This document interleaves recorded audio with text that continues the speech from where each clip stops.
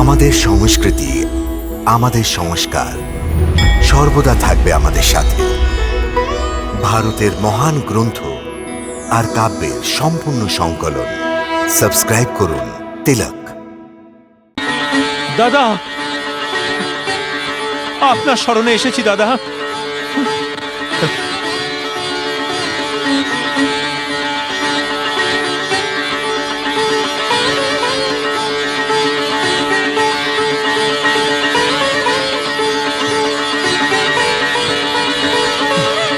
ভরত,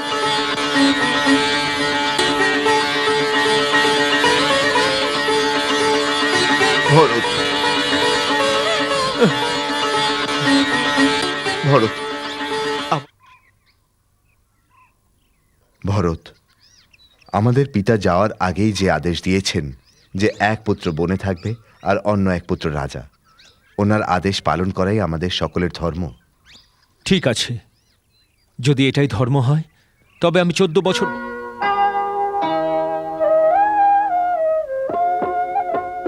রামের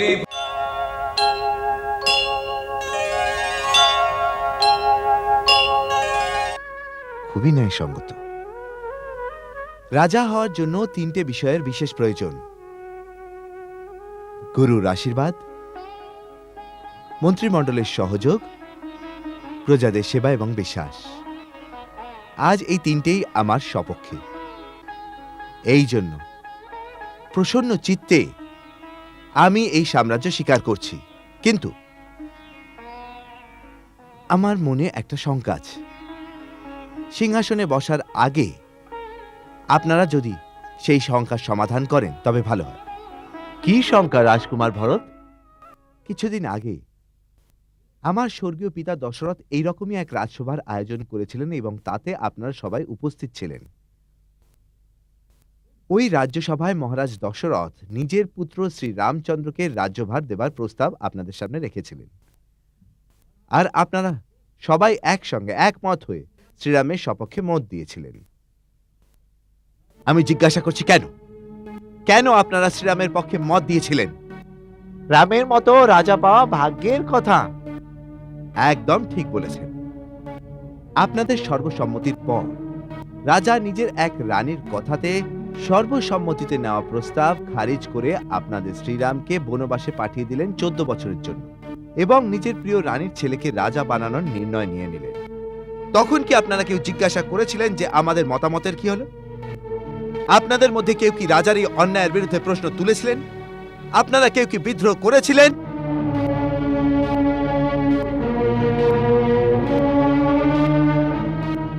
মতের অধিকার থাকা ভালো কথা, কিন্তু কেউ যদি এই অধিকারের রক্ষা না করে, লড়াই করতে না পারে, তাহলে তাদের এই অবস্থা হবে।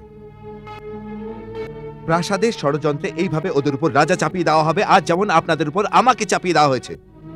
আপনারা কি চান যে ইতিহাসে এরকমই হতে থাকুক? তাহলে উঠুন, আপনারা তুলে নিন ওই রাজমুকুট আর রাজ্যাভিষেকের পবিত্র জিনিসপত্র, আর চলুন আমার সাথে বনে। তাতে যার এই অধিকার, তার রাজ্যাভিষেক ওই বনের মধ্যে করে আমরা আমাদের রাজাকে অযোধ্যায় ফিরিয়ে নিয়ে আসি। কিন্তু শ্রীরাম কি কথা স্বীকার করবেন? কেন করবেন না? এ আমার প্রতিজ্ঞা। যদি উনি না আসেন, তাহলে আমিও এক রাজা নয়, বনবাসীর মতো জীবন কাটাবো। আপনারা একই করে ভেবে নিলেন যে মহারাজ দশরথ নিজের প্রতিজ্ঞা পালনের জন্য প্রাণ বিসর্জন দিলেন, যে শ্রীরাম পিতার মুখ থেকে না বলা সত্ত্বেও তার প্রতিজ্ঞা রক্ষার্থে সমস্ত সাম্রাজ্য ছেড়ে বনে চলে গেলেন। ওই দশরথের পুত্র হয়ে, শ্রীরামের ছোট ভাই হয়ে এই ভরতই এত নীচ হবে যে বড় ভাইয়ের অধিকার কেড়ে নেবে? রাজ্যের উপর বড় ভাইয়ের অধিকার হয়। শ্রীরাম বড় ভাই এবং সর্বগুণের অধিকারী। শুধুমাত্র উনি এই রাজ্যের রাজা হওয়ার যোগ্য। যে বস্তু নিজের নয় তার নেওয়া পাপ। আমি গুরুজনদের কাছে প্রার্থনা করছি, আমাকে এই পাপ করার আদেশ যাতে না দেন, যাতে আমি কুলের কলঙ্ক হই। অবশ্য আমার মা আমাকে কলঙ্কিত করেই দিয়েছেন। আপনারা আমার উপর দয়া করুন। আমি এই রাজ্যসভায় দাঁড়িয়ে ঘোষণা করছি যে অযোধ্যার রাজা শুধু রাম। উনি যে দিশায় আছেন, আমি এখান থেকে ওনাকে শত শত প্রণাম করছি।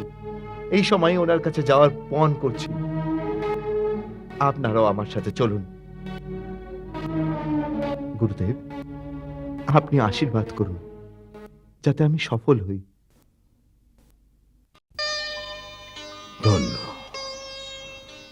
ধন্য তুমি ভরত, তুমি সত্যি ধর্মের অবতার। তোমার পূর্বের রাজারা পুণ্যাত্মা মহাত্মা প্রতাপী ছিলেন, কিন্তু ধর্মের জন্য এত বড় সাম্রাজ্যকে তুচ্ছ মনে করার মতো আর কেউ এর আগে জন্ম নেয়নি। তুমি রাজার রাজা ভরত, তুমি ধন্য। তোমার সর্বদা জয়। না হলে আমিও তোমাদের সঙ্গে যেতাম।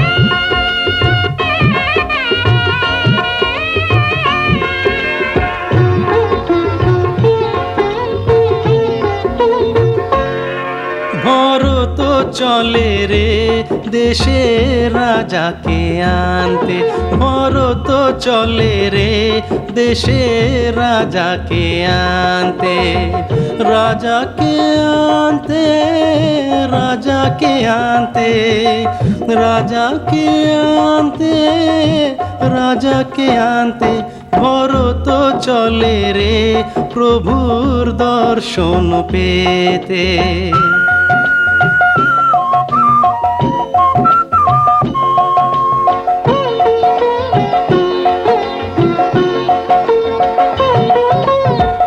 রাম দর্শনের কি যে অভিলাষা, বলে নয়ন যে প্রেমেরই ভাষা। রাম বিনা ভরত তৃষিত চাত, হেরি বিনা রামের তৃষ্ণা যে মেটে না। দুঃখিত ভরত চলে শান্তির খোঁজে।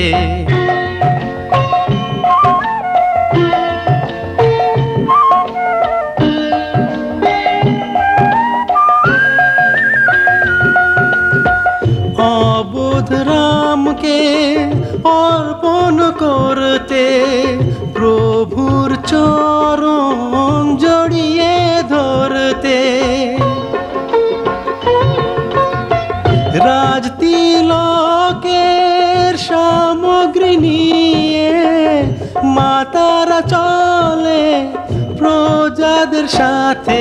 রাজার অধিকার রাজাকে ফেরাতে, ভরত চলে রে দেশে রাজাকে আনতে, রাজাকে আনতে, দাদাকে আনতে।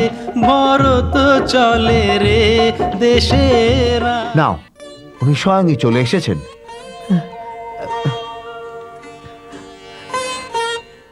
অভিনন্দন রাজা। না নিষাদরাজ, আপনার চরণে আমার প্রণাম। এ কি বলছেন রাজা? দাদা আপনাকে হৃদয়ে স্থান দিয়েছে, আপনি আমায় নিজের বক্ষে স্থান দিন। আমার মনে হবে যেন দাদার স্পর্শ পেলাম।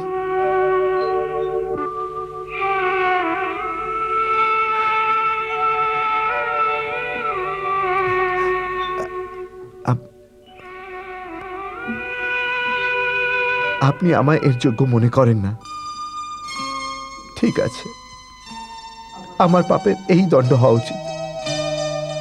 না না ভরত ভাই, না না না ভরত ভাই, আমার ভুল হয়ে গেছে। আমি ভীষণ অপরাধী ভাই। আমার মনে তোমার বিষয়ে কত সংশয় ছিল। আমায় আমায় ক্ষমা করে দাও ভাই, আমি পাপী। আরে শ্রীরামের ভাইয়ের জন্য আমার মনে এরকম সংশয় এলো। আমি অনেক বড় পাপী, বড় পাপী। আমাকে ক্ষমা করে দাও, আমি তোমায় যেতে দেব না। তুমি তো শ্রীরামেরই অন্য রূপ। একেবারে ভ্রাতা শ্রীরামের মতোই আপনার হৃদয় স্নেহ। শত্রুঘ্ন, ওনার চরণ স্পর্শ করো। উনি শ্রীরামকে বলে আমাদের ক্ষমা করাতে পারেন। না না না না না কুমার, না না না, শ্রীরাম ঠিকই বলেছিলেন, আমার ভরত অনেক মহান, ঠিকই বলেছিলেন উনি। হ্যাঁ দাদা আমার কথা বলেছিলেন? হ্যাঁ, অনেক অনেকবার খড়ের বিছানায় শুয়ে শুয়ে অনবরত আপনার কথাই বলতেছিলেন উনি। খড়ের বিছানায়? দাদা দাদা খড়ের বিছানায়? হ্যাঁ, ওই ওই বটবৃক্ষের নিচে খড়ের বিছানায়, তাতেই উনি আর সীতা মা সারা রাত শুয়েছিলেন।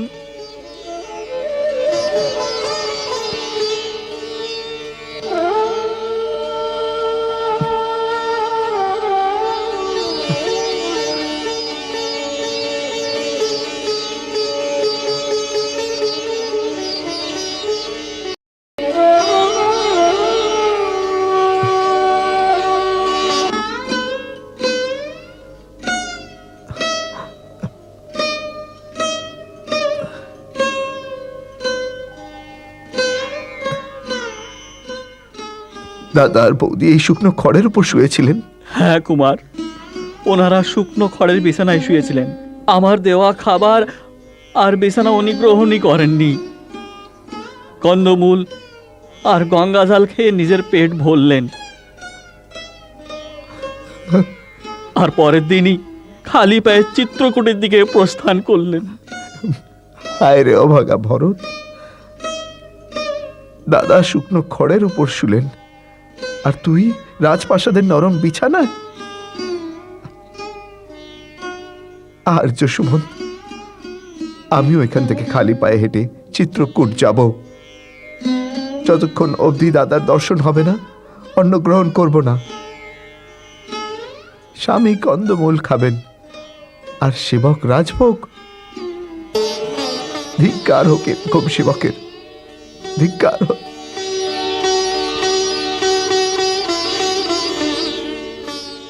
বাহ ভরত বাহ, তোর মতো রাম ভক্ত এই সংসারে আর দ্বিতীয় কেউ নেই। আমরা ভরতের মতো মহাত্মার উপর ভুল সন্দেহ করছিলাম।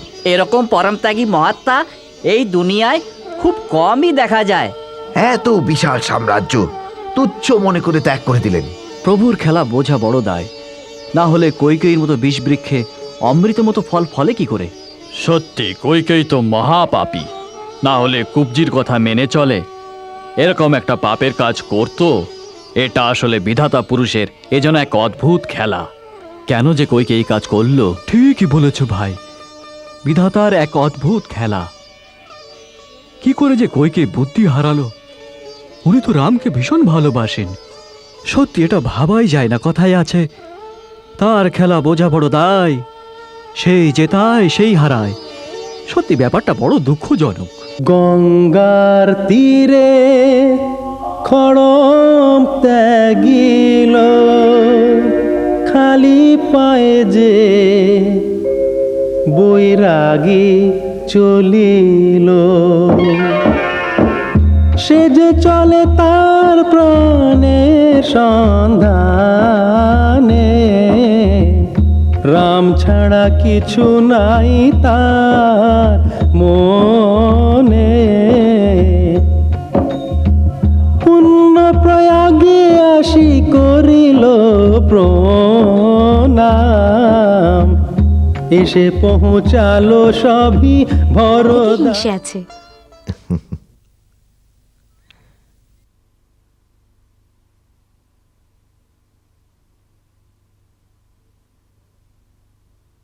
এটাই কি সেই জায়গা? হ্যাঁ কুমার, শ্রীরামের কুটির কোথায়?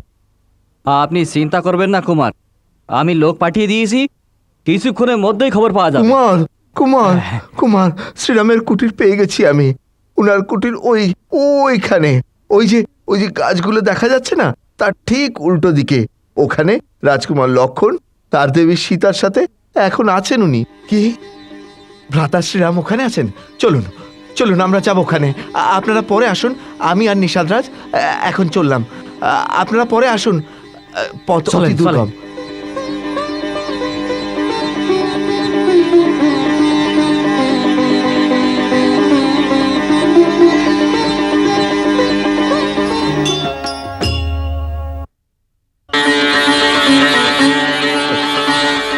দাদা, দাদা, আপনার স্মরণে এসেছি দাদা।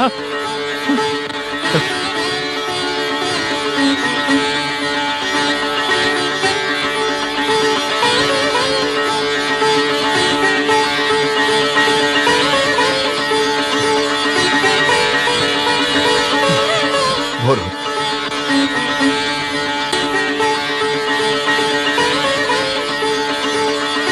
ভরত, ভরত, আমার ভাই।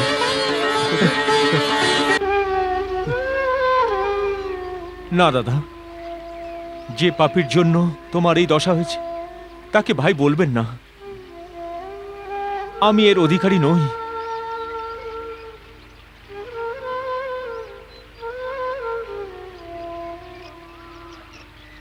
বৌদি, বৌদি, আমাকে ক্ষমা করে দাও।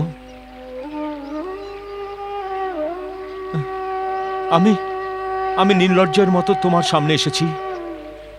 তোমাদের এই অবস্থা দেখার আগে ভালো হতো যদি আমার মৃত্যু হয়ে যেত।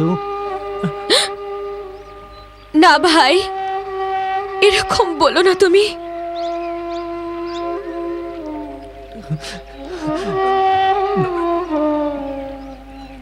প্রণাম দাদা, প্রণাম। না লক্ষণ, আমাকে প্রণাম করো না, আমি এর যোগ্য নই। আমার মনে পাপ নেই, কিন্তু আমি এমন এক পাপী যার জন্য দাদা, বৌদি, তোমার এরকম অবস্থা হয়েছে। আমার মতো পাপীকে প্রণাম করো না। আমায় তুমি ক্ষমা করো দাদা, আমায় তুমি ক্ষমা করো। আমি তোমায় মিছি মিছি সন্দেহ করেছিলাম, তোমার উপর বান নিক্ষেপ করার কথা ভেবেছিলাম। তুমি বান নিক্ষেপ করলে না কেন? বান নিক্ষেপ করলে আমার বড় উপকার করতে। অন্তত এই পাপী মুখ নিয়ে দাদার সামনে তো দাঁড়াতে হতো না। আমার কুলঘাতিনী মার পাপের দণ্ড আমি পেয়ে যেতাম। ভরত, মার জন্য এরকম অপশব্দের ব্যবহার করা পাপ। তুমি তো ধর্মের অবতার। আমার কৈকেয়ী মাতার জন্য এইরকম শব্দের প্রয়োগ তোমার থেকে আশা করি না। দাদা, এই পরিস্থিতিতে আমার মতি ঠিক নেই। সব পাপ আমার ক্ষমা করে দাও। আমি নিজের পাপের প্রায়শ্চিত্ত করার জন্যই তো তোমার কাছে এসেছি। ধৈর্য ধরো ভরত। দাদা,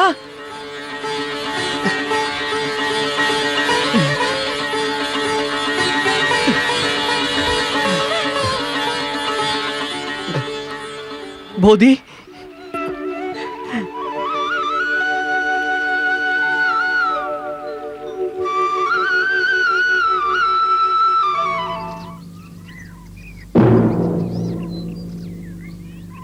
মহারাজ জনক, আপনি তো অবগতই হয়ে গেছেন যে অযোধ্যার রাজ পরিবার এই সময় এক ধর্ম সংকটের মধ্যে আছে।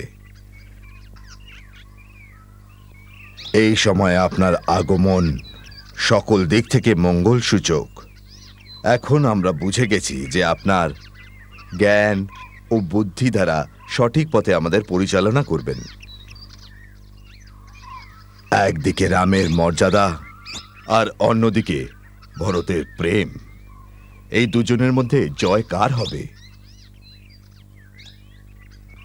আপনি এই সময় দুই পরিবারের সর্বশ্রেষ্ঠ। এজন্য আমরা সকলে একমত হয়ে সিদ্ধান্ত করেছি যে আপনি যেরকম বিচার করবেন সকলেই তারই পালন করবে। নাথ, পিতাশ্রীর অবর্তমানে আপনিই এখন আমাদের পিতৃতুল্য। আপনি ধর্মে পূর্ণ জ্ঞানী। এই জন্য আমার বিশ্বাস আছে আপনি আমার ধর্মের রক্ষা করবেন। আমাকে আপনার সেবক মনে করে আপনি যে আদেশ দেবেন আমি তার রক্ষা করব।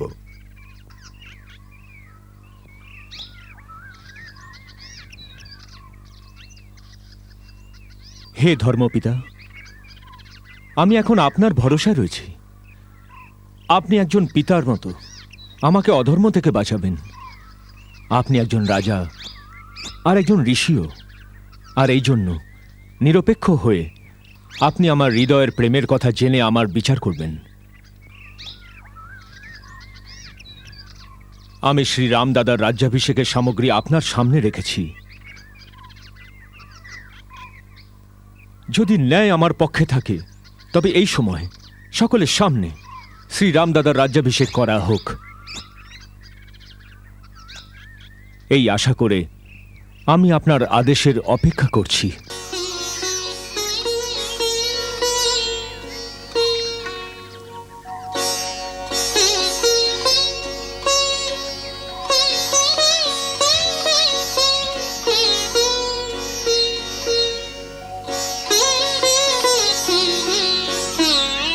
শ্রীরাম, শ্রী ভরত, তোমাদের দুজনের মধ্যে মহান কে, এই বিচার তো স্বয়ং ব্রহ্মাও করতে পারবেন না। আর আমি তো একজন সাধারণ প্রাণী। একদিকে ধর্ম মর্যাদার সীমা, অন্যদিকে ত্যাগ ও মমতার পরিসীমা। এই রকম মহান দুই বিভূতির মধ্যে বিচার করার সাহস অত্যন্ত কঠিন কাজ। কিন্তু এই পরিস্থিতিতে নিজের কর্তব্যের কথা ভেবে আমি ভগবান শঙ্করের চরণে প্রণাম করছি। উনি যেটিকে সঠিক মনে করেন সেরকম আমাকে প্রেরণা দিন।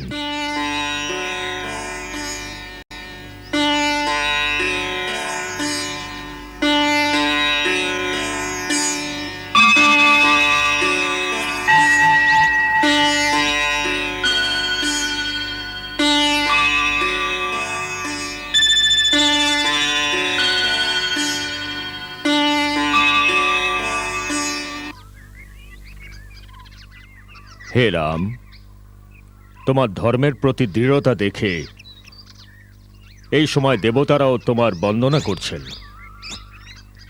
ধর্মের সব থেকে বড় শক্তি হল যে যার সাহায্যে এই পৃথিবী স্থির আছে। শাস্ত্র অনুসারে ত্রিলোকে ধর্মের থেকে বড় আর কিছুই নেই, যার দ্বারা আমরা বাঁধা আছি। কিন্তু প্রেম এক এমন দিব্য নীতি যার ওপর কোনো ধর্মের বন্ধন নেই। প্রেম, নিশ্চল নিঃস্বার্থ প্রেম সকল ধর্মের ওপরে। এই প্রেম নিজের পরিধিতে যখন অনন্য ভক্তির রূপ ধারণ করে তখন স্বয়ং ভগবানও বিধাতার বানানো সকল কর্মবিধান, সৃষ্টির সকল নিয়ম ভেঙে ভক্তের সামনে হাত বেঁধে দাঁড়িয়ে থাকেন আর নিজের ভক্তের প্রার্থনা রাখতে বিবশ হয়ে যান। এই জন্য এই সময় ভরতের পাল্লা ভারী।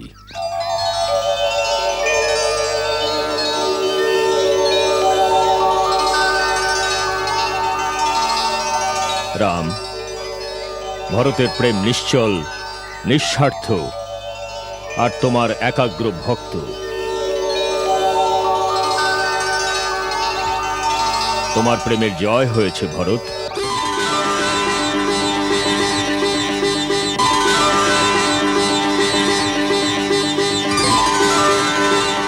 কিন্তু মনে রাখবে, প্রেমেরও একটি বিধান আছে, তারও একটা নিয়ম আছে।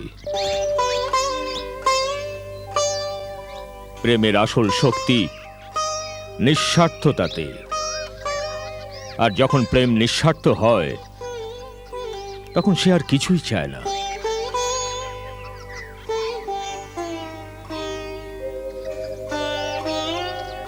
নিজের প্রেমিকে কিছু দিতে চায়, তার সুখ ও তার প্রসন্নতার জন্য সে সমস্ত কিছু বিলিয়ে দিতে চায়। এই জন্য এই সময় তুমি এটাই ঠিক করো যে তুমি রামের জন্য কি দিতে পারো। প্রাণের চেয়ে বড় কিছুই হতে পারে না। আমি রামদাদার জন্য প্রাণ দিতে পারি মহারাজ। প্রাণ দেওয়া সহজ কাজ, কিন্তু নিজের প্রেমের জন্য কখনো কখনো বাঁচা কঠিন হয়ে যায়।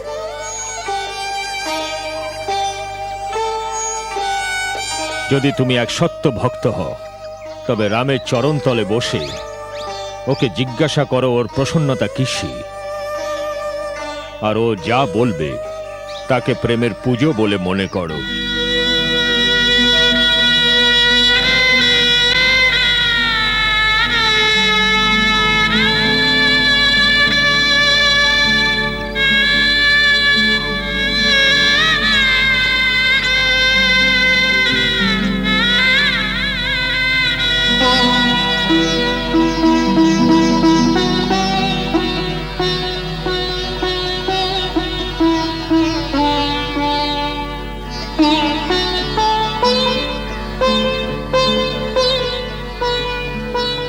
মহারাজ, আপনি আমার চোখ থেকে স্বার্থপরতার সকল পর্দা সরিয়ে দিয়েছেন।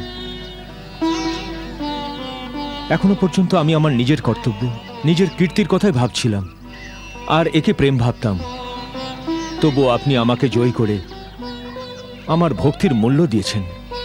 আমি জন্ম জন্মান্তর আপনার এই উপকারের ঋণী থাকব।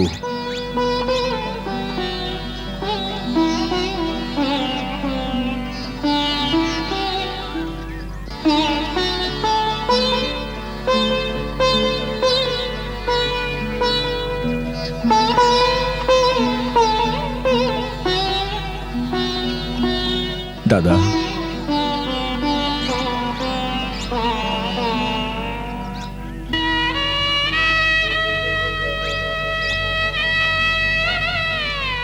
দাদা, আদেশ দিন আমাকে কি করতে হবে?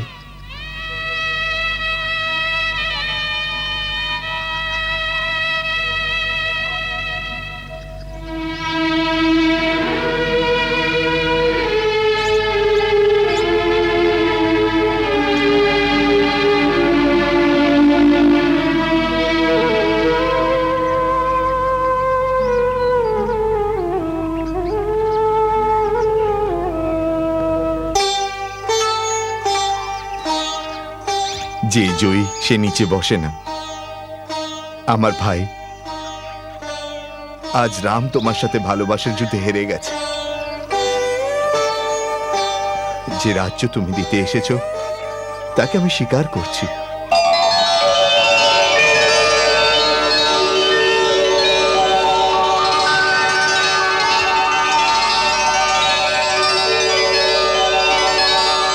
কিন্তু পিতাশ্রীর কথা যাতে মিথ্যা না হয়, এই জন্য তোমার কাছে আমার একটা প্রার্থনা আছে। 14 বছর পর্যন্ত আমার স্থানে এই রাজ্যভার তুমি সামলাবে।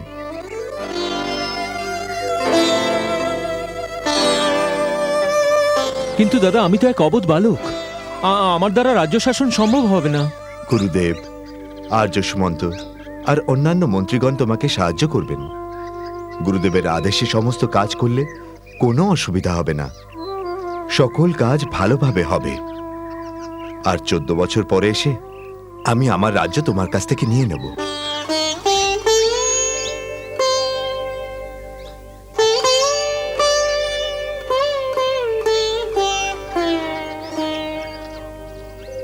বড় নির্দয় তুমি দাদা। ভালোবাসার কোনো মূল্যই নেই তোমার কাছে। সত্যি ভালোবেসেছ তো, তার বিনিময়ে কিছু চেও না। আচ্ছা, তাহলে দান করে দিচ্ছি। আমি জানি তোমার চরণের নিচে আমার পাপের প্রায়শ্চিত্ত হবে, কিন্তু একটা কথা মনে রেখো, যদি তুমি 14 বছর পর ফিরে আসতে একদিনও দেরি করো, তাহলে আমি তোমার চরণে শপথ করে বলছি, তুমি তোমার ভরতের চিতা শীঘ্রই দেখবে। না ভরত, না।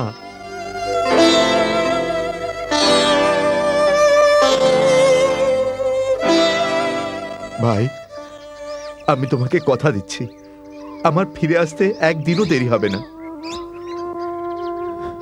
দাদা, কিছু চাইলে দেবে আমাকে? আরে, তুই আমার প্রাণ চেয়ে নে, আমি এখনই দিয়ে দেব। বল তোর কি চাই? আমাকে তোমার চরণ পাদুকা দিয়ে দাও। চরণ পাদুকা?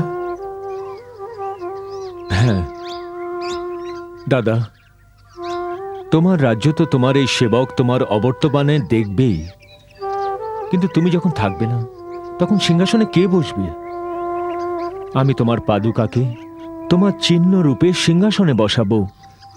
আমি তোমার পাদুকাকে আশীর্বাদ মনে করে রাজকার্য করব।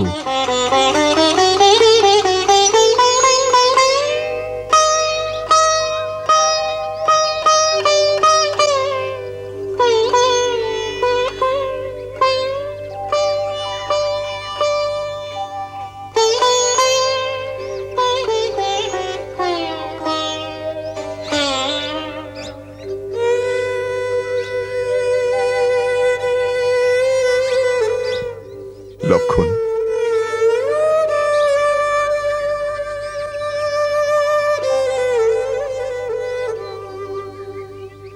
মহাত্মা ভরত, তুমি ধন্য ধন্য হও। তোমার জয় জয়কার হোক ভরত।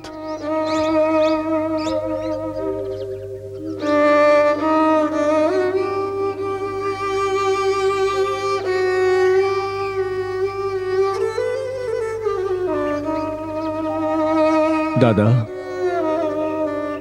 একবার তোমার পা দুটো এর ওপর রাখো।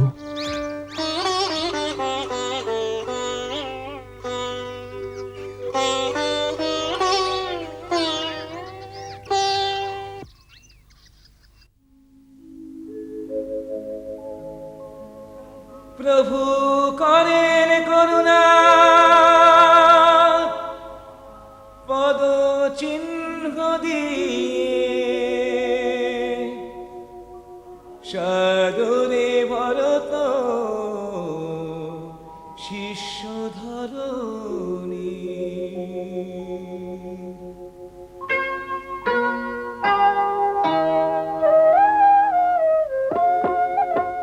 রামের ভক্তই চলেছেন রামের চিহ্ন নিয়ে, রামের ভক্তই চলেছেন রামের চিহ্ন নিয়ে। মাথার ওপর খড়ম জলে চোখ ভরেছে দিয়ে, রামের ভক্তই চলেছেন রামের চিহ্ন নিয়ে, রামের ভক্তই চলেছেন রামের চিহ্ন নিয়ে।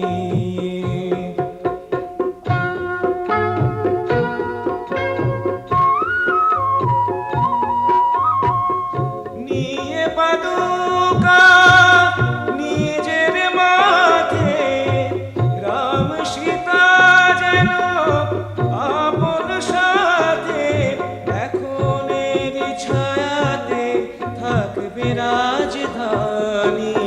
রাম ভক্তই চলেছেন রামের চিহ্ন নিয়ে, রাম ভক্তই চলেছেন রামের চিহ্ন নিয়ে।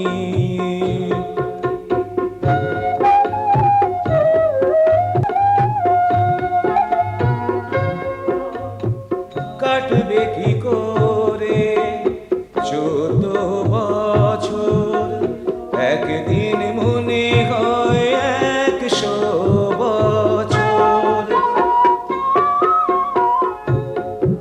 জানি না যে সময় কি খেলা রচাবে, কে যে মরবে কে যে বাঁচবে, কবে যে মিলনে ফুল ফুটবে, এ আধার সরে তারা উঠবে।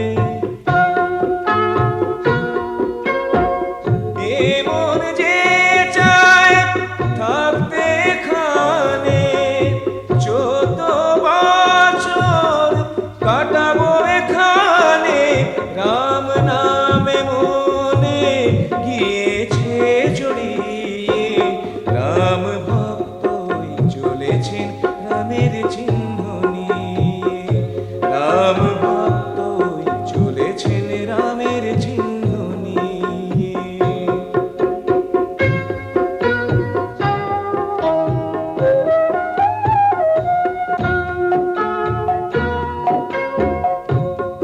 মন প্রাণ শান্ত থাকে না যে আর, ধৈর্যের সীমা ছাড়ালো যে আজ, জ্ঞানী গুণী ফিরে চলেন মন ব্যথা নিয়ে। রাম ভক্তই চলেছেন রামের চিহ্ন নিয়ে, রাম ভক্তই চলেছেন রামের চিহ্ন নিয়ে।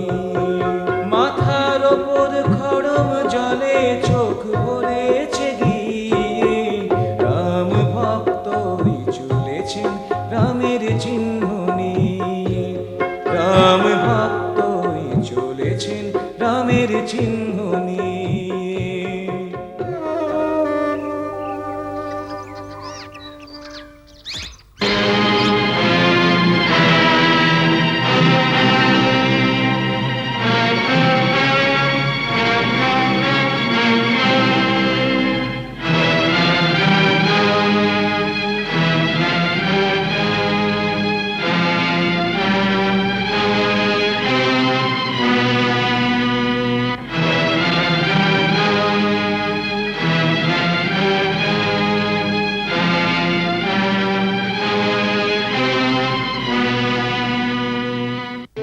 আপনারা সকলেই সাক্ষী, আমি অযোধ্যা শ্রীরামের কাছ থেকে নেইনি। আমি কেবল দাদার আদেশে শাসনভার রক্ষা করার উত্তরাধিকার স্বীকার করেছি। আর এই সময় সমস্ত রাজ্য স্বীকার করে যে অযোধ্যার রাজা শ্রীরাম। আর একটা কথা, শ্রীরাম কিন্তু তার পিতার দেওয়া বচনের পালনের জন্য 14 বছর অযোধ্যায় ফিরবেন না। অর্থাৎ এই সময় ওনার প্রতীকরূপে ওনার পাদুকা রাজ সিংহাসনের ওপর বিরাজ করবে। আজ থেকে কৌশল রাজ্যের রাজ চিহ্ন এই হবে।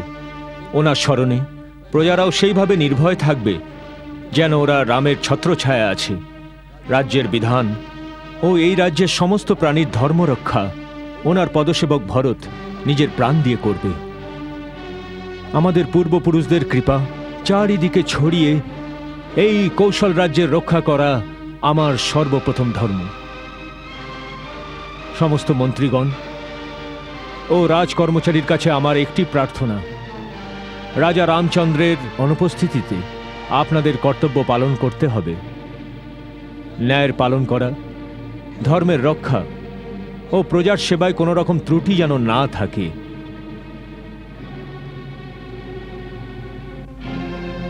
ব্রহ্মগুরু, বিদ্বান ব্যক্তিরা, আপনাদের কাছে আমার নিবেদন, রাজ্য ও প্রজাদের পালনের জন্য আমাকে পরামর্শ দিন। ছোট বড় যাই কাজ হোক না কেন, তার পালনের জন্য আপনারা আমাকে আদেশ দিন। আপনাদের আদেশ শিরোধার্য হবে।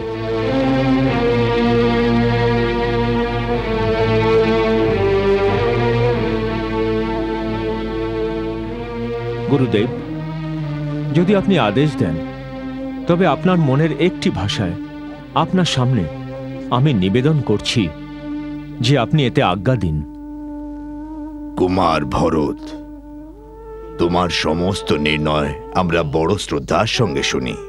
অতএব বৎস, নিঃসংকোচে তুমি তোমার মনের কথা বলো।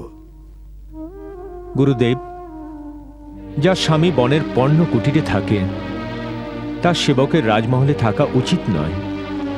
এই জন্য আদেশ দিন আমিও নগরের বাইরে নদীর কিনারে নন্দী গ্রামে গিয়ে এক কুটির বানিয়ে তপস্বী রূপে থাকতে চাই।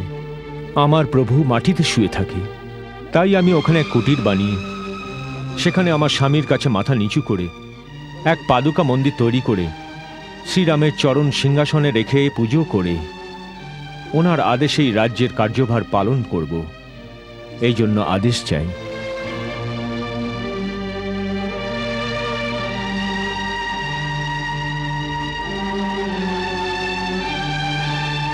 তুমি ধন্য হও ভরত, ধন্য হও। তোমার কর্তব্য নির্ধারণ করার জন্য আমাদের আদেশ কি হতে পারে? তুমি যা ভাববে, যা করবে, জগতে তারই জয় জয়কার হবে।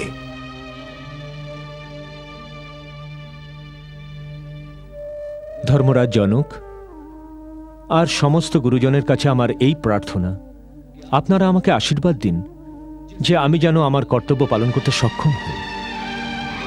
কুমার ভরত যেমনভাবে পর্বত থেকে নিচের দিকে বয়ে যাওয়া নদীর সমস্ত জল সাগরের জলে মিশে যায়, সেই রকম তোমার মহান আত্মার সামনে তোমার পূর্বপুরুষদের পূজ্য ফল, সমস্ত সুকৃতিত্ব, ওনাদের সমস্ত সংস্কৃতি সব তোমার মধ্যে একাকার হয়ে গেছে।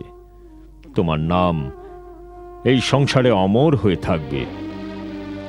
তোমার মতো মহান মানবী এই ধরনের বুকে ধর্মের প্রতীক হয়ে থাকবে। তোমার উপর রাজ্যভার থাকায় এখন আমি নিশ্চিত হয়ে মিথিলায় যেতে পারব। ভগবান আশুতোষ তোমার রক্ষা করুন।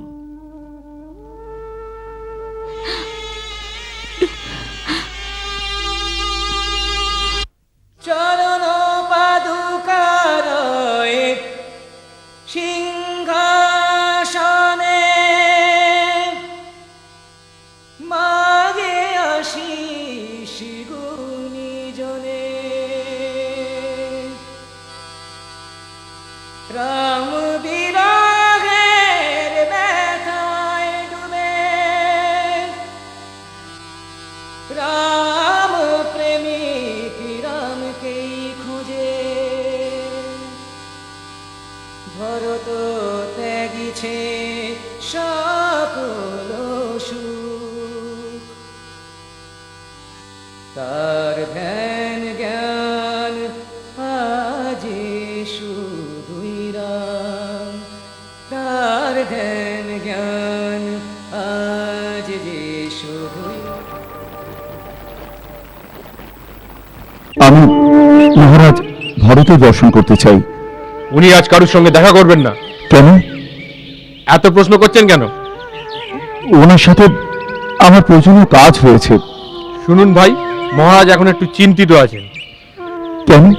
আজ শ্রী রামচন্দ্রের বনবাসের শেষ দিন, কিন্তু তার ফিরে আসার কোনো সংবাদ এখনো পাওয়া যায়নি। ও, এই জন্য নিজের প্রতিজ্ঞা অনুসারে মহারাজ ভরত জ্বলন্ত চিতায় ঝাঁপ দিয়ে প্রাণ ত্যাগ করবেন। প্রাণ ত্যাগ করবেন? তাই আচার্যকে বোঝাতে এসেছেন। তোমার এটা করা উচিত হবে না বৎস। গুরুদেব, আমি দাদা চরণের শপথ নিয়ে এই পণ করেছিলাম, যদি ওনার আসতে একদিনও বিলম্ব হয় তাহলে আমি জ্বলন্ত চিতায় ঝাঁপ দিয়ে প্রাণ ত্যাগ করে দেব। আর এখনো চারিদিকে ছড়িয়ে থাকা দূত, গুপ্তচর, এদের মধ্যে কেউ কোনো শুভ সংবাদ নিয়ে এখনো আসেনি যে দাদা চরণ অযোধ্যার নিকটে এসে উপস্থিত হয়েছে। যদি আজকে সূর্যাস্তের আগে ওনার আসার কোনো খবর না আসে তাহলে আমার প্রাণ ত্যাগ করা নিশ্চিত। এই জন্য আপনাকে স্মরণ করেছি। আমার পরে দাদার না আসা পর্যন্ত আমি অযোধ্যা রাজ্য আপনাকে সঁপে দিয়ে গেলাম প্রভু। শত্রুঘ্ন এখনো ছোট, সেই জন্য এই দায়িত্ব আমি আপনার উপর দিয়ে গেলাম। মহাত্মা ভরত, শ্রেষ্ঠ কুলের বীরেদের সময় আসার আগেই হতাশ হয়ে গিয়ে নিরাশাকে আলিঙ্গন করা উচিত নয়। ইতিহাস পাল্টানোর জন্য এক মুহূর্ত যথেষ্ট। এই জন্য যে বীরদের কর্মের ফলে ইতিহাস তৈরি হয় তাদের শেষ সময় অবধি কর্ম আর আশার ত্যাগ করা উচিত নয়, এটাই জ্ঞানীদের মত। এই জন্য সূর্যাস্তের এক মুহূর্ত আগেও তোমার প্রাণ ত্যাগের কথা ভাবার অধিকারই নেই।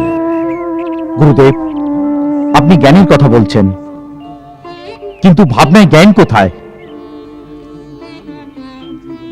আমার তো শুধু এটাই মনে হচ্ছে যে আমার প্রভু আমার উপর কোনো ক্ষুব্ধ হয়েছেন, যার জন্য উনি আমাকে পরিত্যাগ করে দিয়েছেন।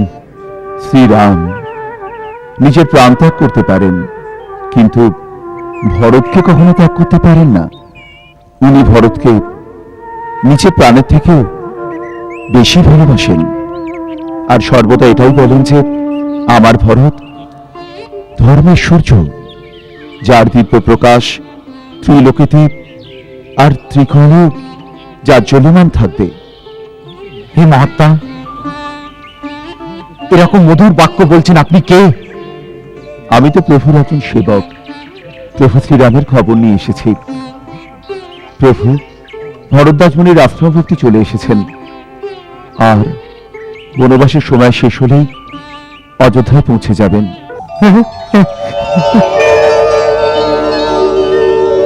সত্যি আমার প্রভু এসে গেছেন? সত্যি সত্যি সত্যি সত্যি আপনি আমার কাছে স্বয়ং ভগবানের রূপ, যে আপন অমৃত বাক্য দ্বারা আমার প্রাণদান করেছেন। আমার প্রণাম নিন ভগবান। এটা কি করছেন মহারাজ ভরত? আমি তো আপনারও সেবক, আপনি আমাকে চিনতে পারেননি?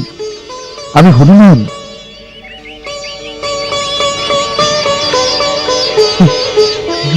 হনুমান? হনুমান ভাই, তুমি তো আমার প্রাণদাতা। তুমি আগে এটা বলো যে বৌঠান সঙ্গে আছেন তো? আর আমার লক্ষণ, আমার লক্ষণ কেমন আছে? সবাই ভালো আছেন। প্রভু শ্রীরাম রণভূমিতে ত্রিলোক বিজয়ী রাবণকে বধ করে ত্রিলোককে ভয় মুক্ত করে দিয়েছেন। মাতা জানকী আজকে গঙ্গা মাতার পুজো করার জন্য রয়ে গেছেন। গুরুদেব, এই শুভ সংবাদ আপনি মাতাদের এক্ষুনি জানিয়ে দিন। প্রতিহারী, সমস্ত রাজ্যে ঢাড়া পিটিয়ে দাও যে ওনাদের রাজা রাম অযোধ্যায় ফিরে আসছেন।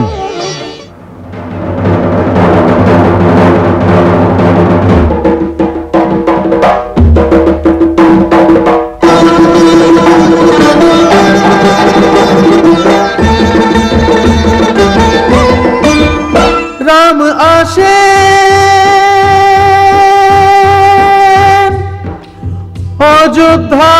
অযোধ্যার দিকে,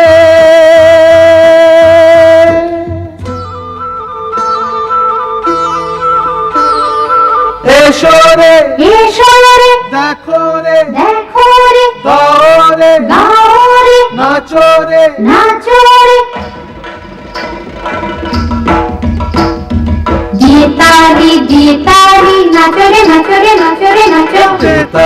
দে তালি নাচো রে নাচো রে নাচো রে নাচো।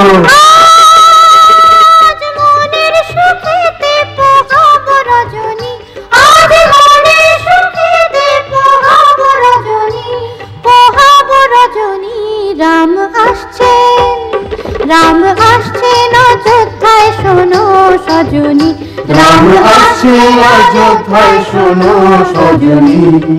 দে তালি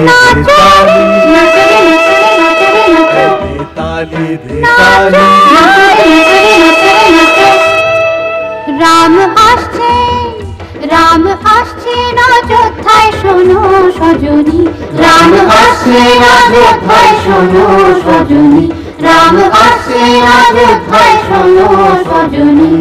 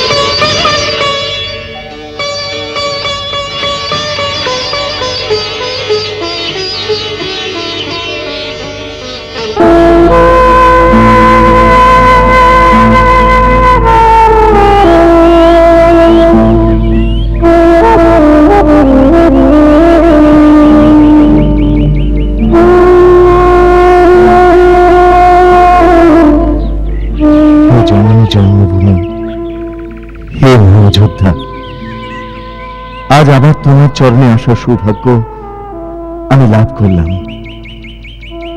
তোমার পুত্র রাম তোমার পবিত্র মাটিকে শত শত প্রণাম করছে।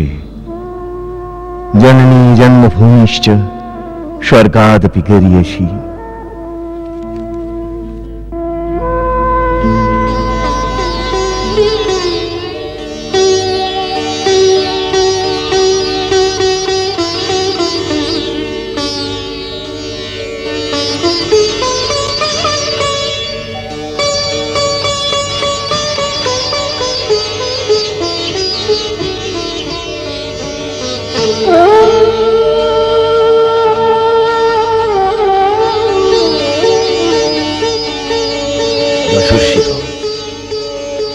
চিরজীবী হও রাম।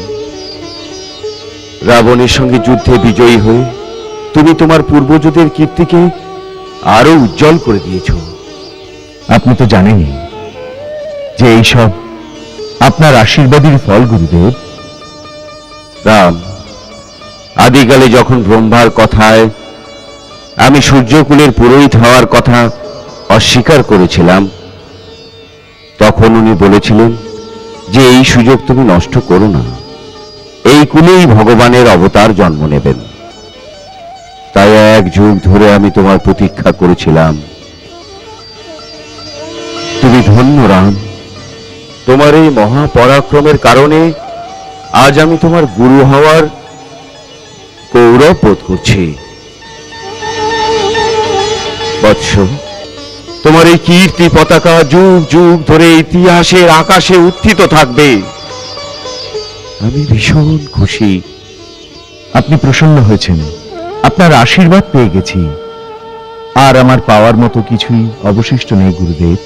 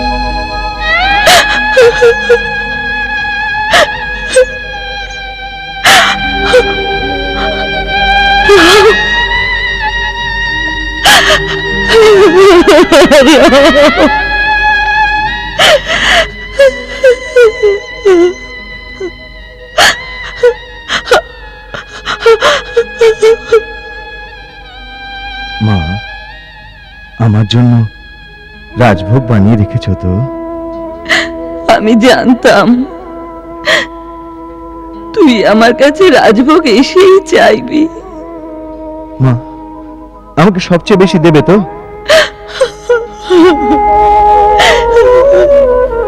তোর জন্য আলাদা করে রেখেছি পুত্র আমার।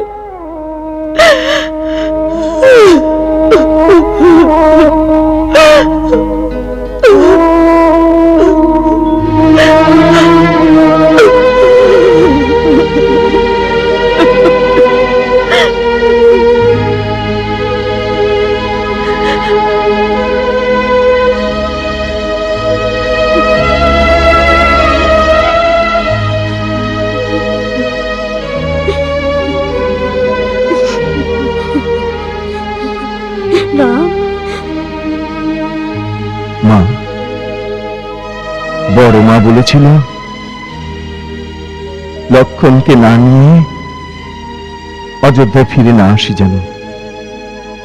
দেখো, লক্ষণকে সাথে নিয়েই এসেছি আমি। রাম, লক্ষণকে আনার প্রয়োজন নেই, ও তো তোর ছায়া পুত্র। তুই যেখানে যাবি ও সেখানেই থাকবে। মা, পুত্র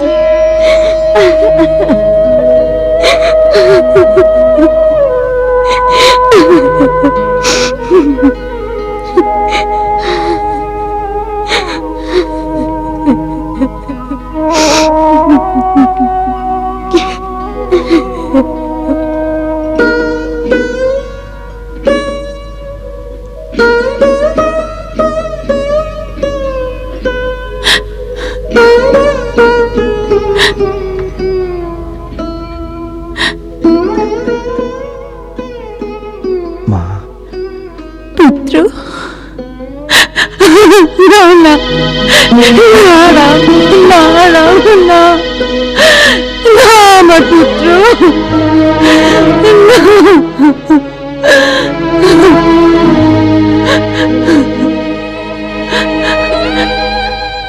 আমার পুত্র, যখন তুমি বিপদে পড়েছিলে আমি আমার অন্তর্দৃষ্টি দিয়ে তোমাকে দেখতে পেতাম, কিন্তু আমি বহু দূরে ছিলাম আমার পুত্র, তাই তোমাকে সাহায্য করতে পারিনি। মা, আমি তো সমস্ত বিপদের সময় তোমাকে আমার পাশেই পেয়েছি মা। আমার শিরায় তোমার দুধের শক্তি ছিল, যার বলে বিপদের সমুদ্রকে ছিন্ন বিচ্ছিন্ন করে আমি তোমার চরণে পৌঁছে গেছি মা। মা, তুমি তো আবার শক্তি স্বরূপিনী দুর্গা। আমি সর্বদা তোমার পূজা করতে পারি, আমায় এমন আশীর্বাদ করো। হ্যাঁ, তুই একই কথা বলছিস? হ্যাঁ, লোকে বলে তুই তো ভগবানের অবতার, কিন্তু কিন্তু আমি তো এইটুকু জানি যে তুই আমার নয়নের মনে। ব্যাস, আমি তো তোকে এই রূপেই পেতে চাই, আমি আর কিছু চাই না, আমি আর কিছু চাই না, ব্যাস, অন্য কিছু চাই না। যে কথা তোর পিতা তোকে বলেছিল আমিও সে কথাই বলছি। হ্যাঁ। মা, তুমি কি করে জানতে পারলে? যখন উনি দেবতাদের সঙ্গে তোমার বিজয়ের জন্য তোমাকে আশীর্বাদ দিতে এসেছিলেন, সেই রাতে আমার স্বপ্নে এসে উনি ওখানকার সারা বৃত্তান্ত শুনিয়েছিলেন। যা, ওই পাগলকে সামলা, ও তো তোর থেকেও কঠিন বনবাস কাটিয়েছে।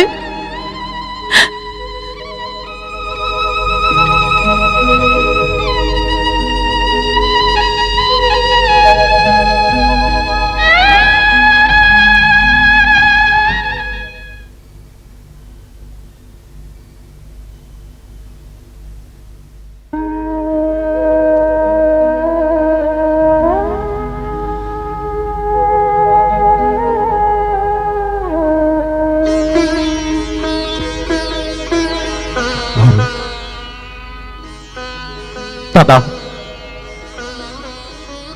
14 বছর ধরে এই শাসন কার্যের বোঝা বয়ে চলেছি। এখন দায়িত্ব নিন আপনার অযোধ্যার আর আপনার কৌশল রাজের।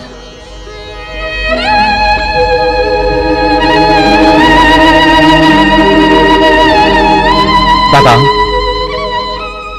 এই উত্তর দায়িত্ব আমি আপনার শ্রীচরণে সমর্পণ করলাম, স্বীকার করুন।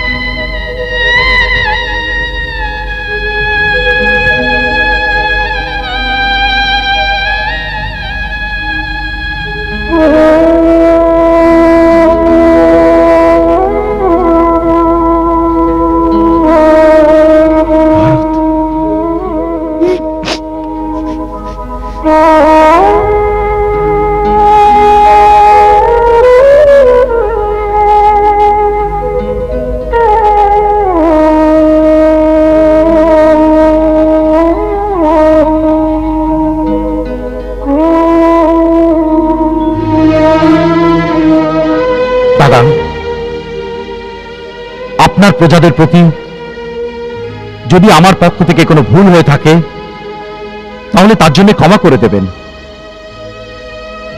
আমি তো আপনার মতো রাজা নই, আমি তো সাধারণ সেবক। ভরত, অনন্তকাল অবধি ত্রিলোকে যখনই কোনো প্রাণী ধর্মের কথা বলবে, তখন ধর্মের প্রমাণ দেওয়ার জন্য কেবল একটাই নাম নেওয়া হবে, আর সেটা হবে আমার ভরতের নাম।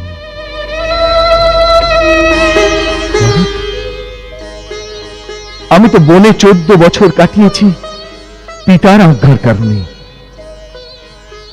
কিন্তু তুমি তো কেবল ভাবনা আর ভাতৃপ্রেমের কারণে 14 বছর রাজধানীর মধ্যে থেকেও সন্ন্যাসীর জীবন কাটিয়েছ। ভরত, তুমি আমাদের সব ভাইদের মধ্যে সবচেয়ে মহান।